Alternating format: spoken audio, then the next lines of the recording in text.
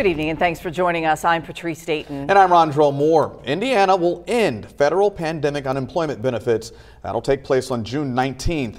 In a news release, Governor Eric Holcomb says we've reemerged from the COVID pandemic.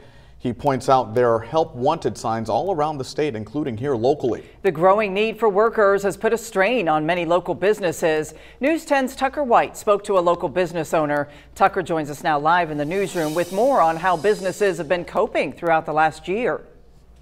Patrice, Rondrell, workers are needed in every industry, both skilled and unskilled labor.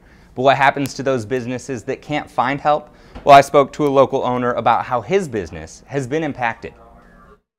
That seems to be the problem for us right now, is finding, skilled workers in the retail or consumer field that can work in a customer-friendly business like this.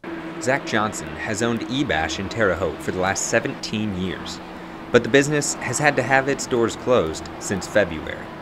The reason is that he hasn't been able to find workers. Johnson says eBash has been several people's first-time job, but he needs people with more experience.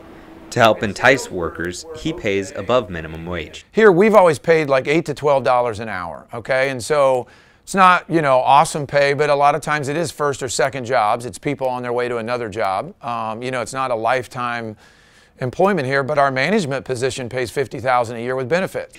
Some experts believe that the change in workers to job ratio may have effects that are seen for years to come.